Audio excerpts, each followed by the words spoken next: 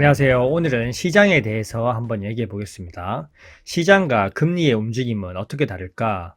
많은 분들이 착각하는 부분부터 짚고 가겠습니다. 금리는 항상 나중에 움직입니다.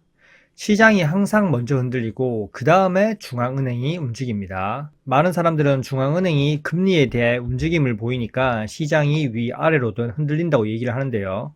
오늘은 금리 인하 직전에 시장에서 나타나는 세 가지 신호를 한번 살펴보겠습니다. 첫 번째는 경기 둔화와 침체 우려가 가속화되면 금리 인하가 시작될 수 있고요. 두 번째 역시 물가 상승률, 인플레이션이 점점 둔화되는 추세를 보이고 내려오면 금리 인하를 합니다. 마지막으로 금융시장이 불안하고 안전자산 선호 현상이 커지면 금리 인하 바람이 불고 있다는 겁니다. 최근에 금값, 은값에 안전자산이 쏠리고 있는 것처럼 시장에서는 신호를 주고 있는 거죠. 렛츠고! 먼저 첫 번째는 장단기 금리 구조의 평탄화입니다. 금리 인하 직전에 중앙은행의 기준금리는 유지하지만 중장기 금리는 조용히 하락하는 모습을 보입니다. 채권 시장은 미래 성장률과 인플레이션 그리고 정책 기대를 선반영하기 때문에 먼저 움직이는데요. 시장이 이렇게 얘기하고 있는 겁니다. 지금 금리가 너무 높고 경기 둔화 가능성이 크다. 10년물 미국 금리를 보시면 고점을 낮추면서 천천히 내려오는 모습을 볼 수 있습니다. 시장이 급격하게 하락하는 게 아니라 이렇게 박스권을 그리면서 천천히 조용히 하락하고 있다는 겁니다. 중앙은행은 경기 둔화 신호에 대해서 아직 얘기를 안 했지만 채권 시장은 이미 금리 인하의 가격을 반영하기 시작한 거고요. 역사적으로도 장기 금리가 하락하면 경기 둔화 신호로 보였고 그 다음에 금리 인하하는 순서였습니다. 이게 가장 먼저 나타나는 신호입니다. 두 번째는 위험 자산 랠리가 아니라 방어적인 랠리를 하는 주식시장의 성격 변화입니다. 금리 인하 직전에는 강한 경기 민감주 랠리가 거의 나오지 않습니다.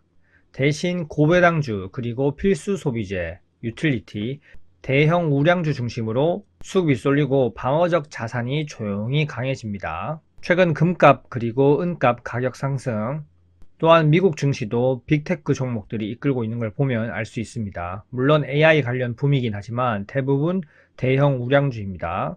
시장은 경기 둔화가 되지만 중앙은행이 곧 개입할 것이라고 예상하고 있기 때문인데요. 즉 공격적으로 매수를 하는 게 아니라 포지션 정리 국면에 들어가는 겁니다. 세 번째는 달러 강세의 정점 형성인데요. 달러 강세가 최근 누그러지고 있는데 원달러 환율은 계속적으로 고공행진하고 국민연금 녹여서 원달러 환율을 급락시키고 있고요. 이런 행위들 자체가 4050 세대들의 국민연금이 녹아가고 있는 걸 아실지 모르겠습니다.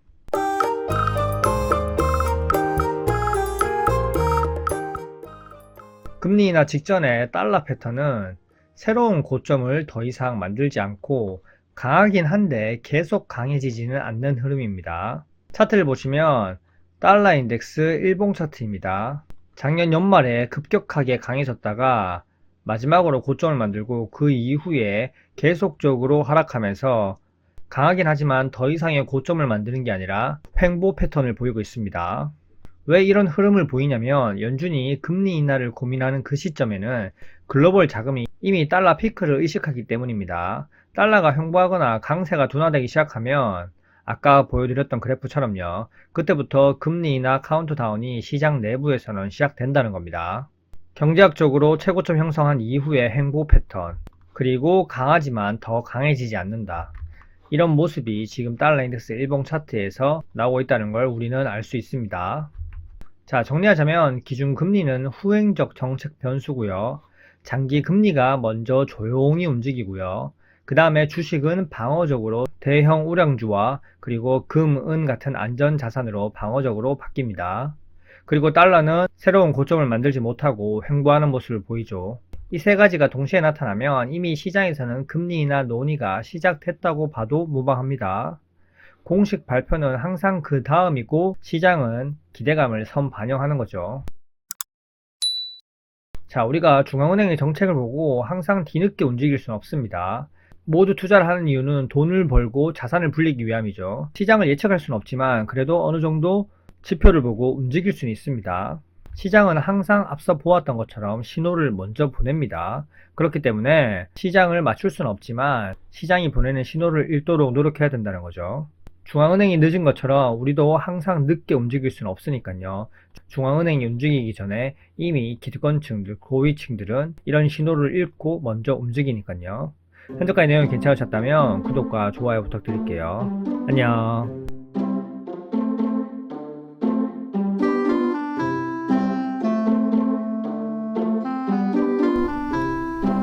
와이